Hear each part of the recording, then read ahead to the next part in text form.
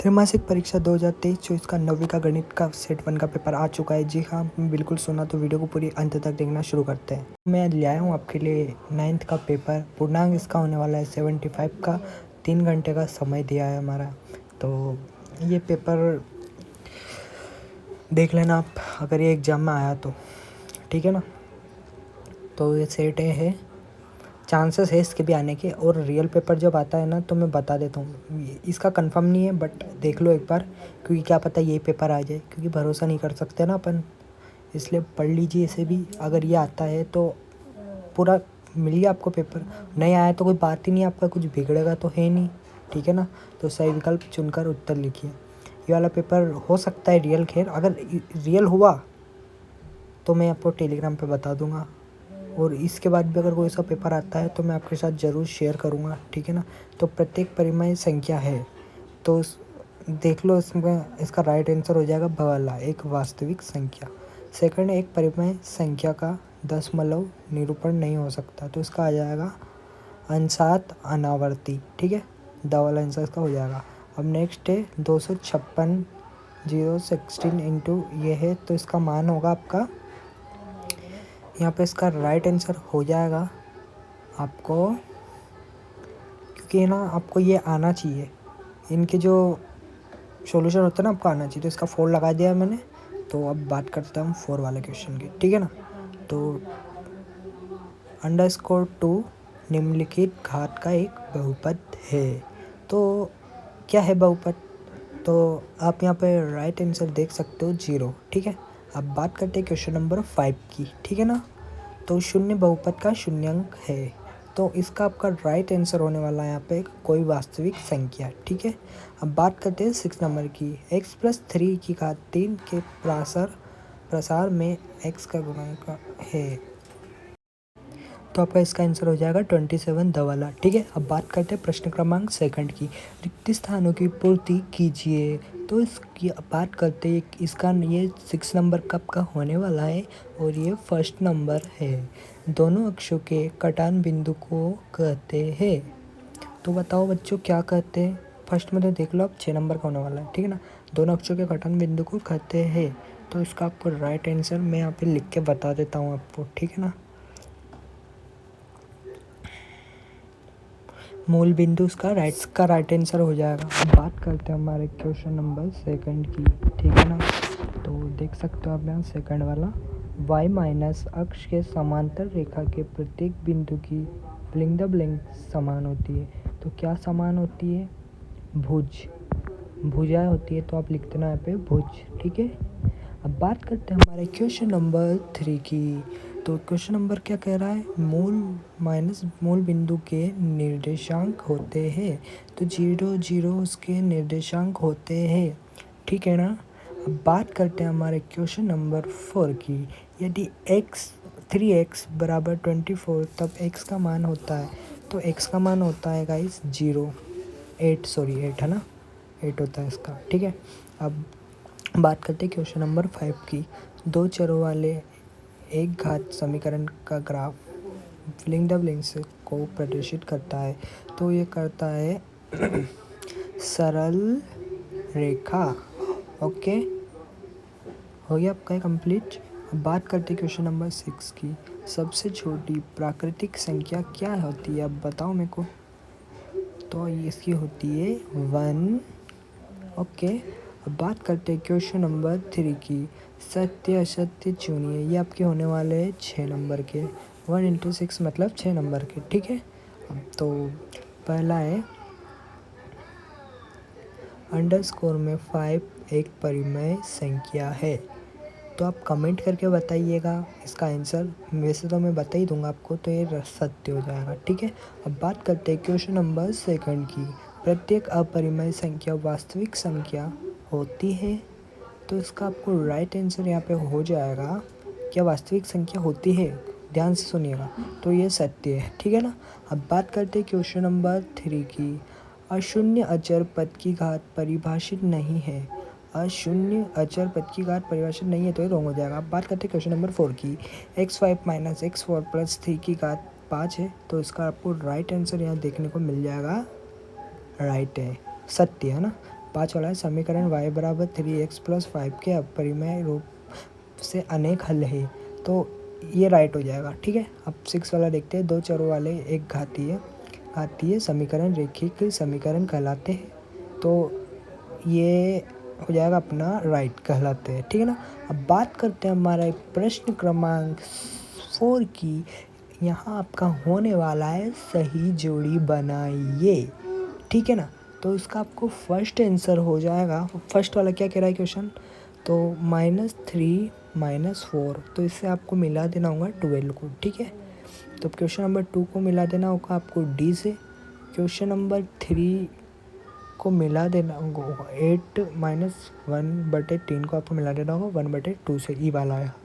4 वाले को ए वाले से मिला देना। ठीक है, और -5 + 2, तो ये हो जाएगा अपना -3। ठीक है, और जो बचा उसको बी वाले से मिला देना। ठीक है, तो आपका कंप्लीट हो चुका है सही जोड़ी भी।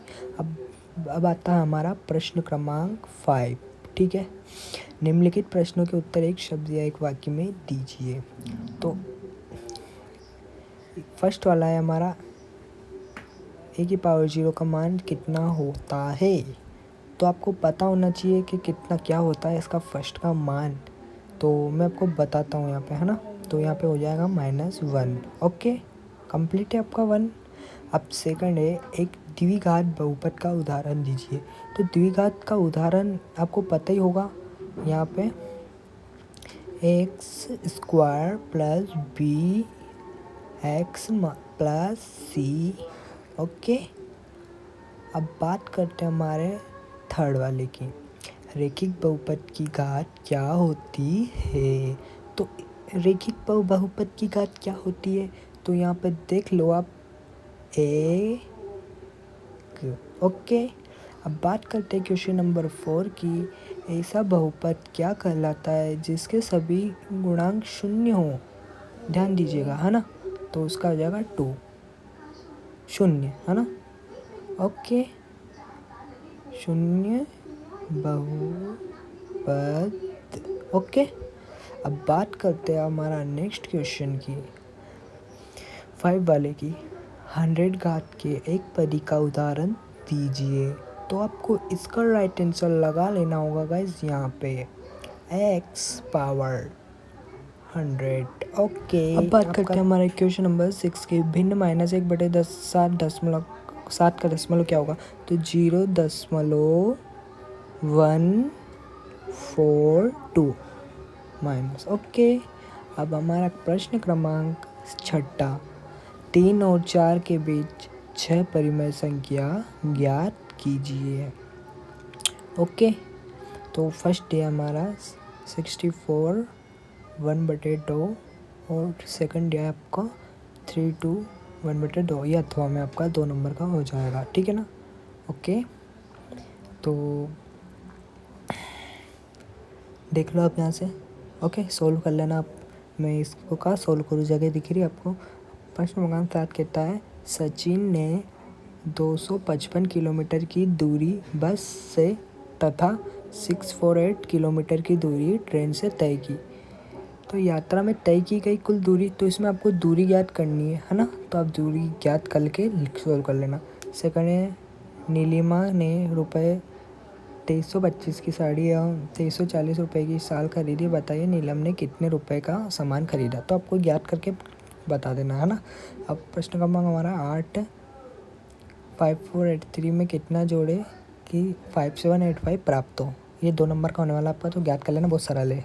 अथवा में आपका ये है 9213 और 9312 में कौन सी संख्या बड़ी है और कितनी बड़ी है, तो आपको ये सोल्व करके आसानी से पता चल जाएगा। अगर आप चाहते हो ये सोल्व करी हुई वीडियो चाहिए तो मैं नेक्स्ट वीडियो इसके ऊपर बना दूंगा। ओके, प्रश्न क्रमांक 9 है यदि एक पंक्ति में 5 पेड़ है तो बताएं 125 पंक्तियों में कितने पेड़ होंगे, तो आपका 2 नंबर का हो जाएगा।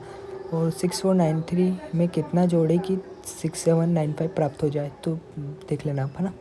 यदि एक बॉक्स की कीमत 140 रुपये है तो बताएं 9 बॉक्स की कीमत क्या होगी, ये 2 नंबर का होगा। अथवा में है एक टोकरी में 300 आम है तो बताइए 3 टोकरियों में कितने आम होंगे। बहुत सरल क्वेश्चन है आपके प्रश्न क्रमांक 11 कहता है संख्याओं -408 को संख्या रेखा पर अंकित कीजिए। तो आप सोल्व कर लेना है इसको। ये होने वाला आपका 2 नंबर का संख्या 2-0-8-6 का आरोही क्रम में लिख लेना। अपने आसपास स्थित कोई 4 चतुर्भुज वस्तुओं के नाम लिखिए। तो लिख लेना, कोई 4 वक्राकार वस्तुओं के उदाहरण दीजिए। तो ये भी बता देना आप। प्रश्न क्रमांक 13 है, किन्हीं दो संख्याओं का योग 6795 है, उनमें से एक संख्या 6493, सॉरी यार मेरी हिंदी बहुत डाउन है, मेरे को नहीं आता है तो दूसरी संख्या ज्ञात करें। सही में नहीं आता है मेरे को। अथवा का आपका हो जाएगा, एक दुकान में शर्ट की कीमत 400 और पेंट की कीमत 650 है, तो बताइए पेंट और शर्ट की कुल कीमत कितनी कीमत होगी। तो आपको कीमत ज्ञात करनी है यहाँ पे, ठीक है ना। और क्वेश्चन नंबर 14 है, अवनी का भार अंतरा के भार का दुगना है, तो दोनों के भार का अनुपात ज्ञात करो। तो कर लेना आप, किसी त्रिभुज के कोण 2.3:4 के अनुपात में प्रत्येक कोण ज्ञात करें। तो हो जाएगा आपका है प्रश्न क्रमांक 15, 440 रुपये को ए और बी के मध्य 6:5 अनुपात में विभक्त करें। तो आप कर लेना विभक्त। और अथवा 50 बच्चों की इस कक्षा में छात्र और छात्राओं का अनुपात तो 2:3 है, तो छात्र और छात्राओं की संख्या ज्ञात करो। बहुत सरल है, कर लेना आप। क्वेश्चन नंबर 16 है, 90 सेंटीमीटर व 1.5 मीटर का अनुपात ज्ञात करें। तो ये आपका 2 नंबर का हो जाएगा, आप कर लेना इसको, है ना। और नेक्स्ट हमारा 7528 में संख्या 5 का स्थानीय मान गया होगा। तो अभी भी सोल्व कर लेना। यदि सरिता का वर्तमान आयु y वर्ष है, तो आज से 5 वर्ष उसकी आयु के लिए बीजीय व्यंजक लिखिए। ओके, तो अब लिख लेना। बात करते हैं हमारे अथवा के क्वेश्चन की। x बराबर 1 के लिए व्यंजक x + 4 का मान ज्ञात कीजिए। तो कर लेना आप।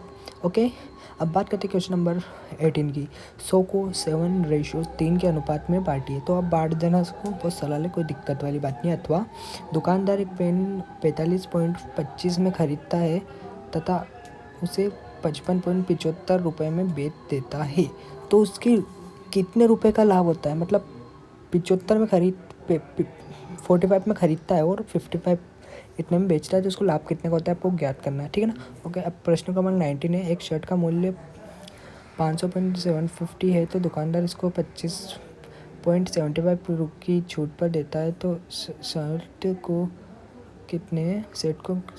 कितने रुपए मूल्य खरीदा जाएगा। शर्ट को कितने रुपए मूल्य में खरीदा जाएगा। ओके, 40% को भिन्न के रूप में लिखिए। ओके, तो लिख लेना आप। क्वेश्चन में हो जाएगा, सेम के रुमाल की एक भुजा की लंबाई 25 सेंटीमीटर है, उसकी रुमाल के चारों ओर लेस लगवानी है, तो बताइए उसे कितनी लंबी लेस की आवश्यकता होगी। ये आपका 4 नंबर का है, इसे ध्यान से कर लीजिएगा। ओके, अब अथवा में हमारा है, सोनू के पापा ने एक आयताकार खेत के चारों ओर 240 मीटर तार की बाड़मेर लगाई। यदि खेत की 80 मीटर हो तो खेत की चौड़ाई ज्ञात कीजिए। बात करते हैं प्रश्न क्रमांक 21 की। आयताकार कक्ष के फर्श की लंबाई 220 सेंटीमीटर तथा चौड़ाई 125 सेंटीमीटर है, तो उसका क्षेत्रफल ज्ञात कीजिए। ये 4 नंबर का आपका हो जाएगा। बात करते हैं अथवा के क्वेश्चन की। ओके, तो एक खेत जिसकी लंबाई 150 मीटर व चौड़ाई 100 मीटर है, तो उसके वर्ग मीटर की कितनी क्रियाएँ बनाई जा सकती है। ओके, तो सोल्व कर लेना आप। क्वेश्चन नंबर 22 है, एक अन्य व्यक्ति को आप अपने अध्ययन मेज पर रखे टेबल लैंप की स्थिति किस तरह बताइएगा। तो ये भी कर लेना आप। अथवा का क्वेश्चन है, दिखाइए कि संख्या रेखा पर _5 को किस प्रकार निरूपित किया जा सकता है। नेक्स्ट है आपका क्वेश्चन नंबर 23, सत्यापित कीजिए। तो आपको ये सत्यापित करना है, तो उसका अथवा देख लेते हैं। यदि x + y + z बराबर 0 हो, तो दिखाइए कि x 3 + y के घात 3 + z के घात 3 बराबर 3xyz है। तो ज्ञात कर लेना। ओके, तो बड़ा ही सिंपल पेपर था आपका, एक क्लास 9वीं का। ओके, तो एक बार और देख लो, आप स्क्रीनशॉट लेना हो तो ले लीजिए, कोई दिक्कत वाली बात नहीं है ना। इसको रियल मान के चलना, क्योंकि पता नहीं कि अभी कुछ कह नहीं सकते, बट रियल पेपर है। ओके।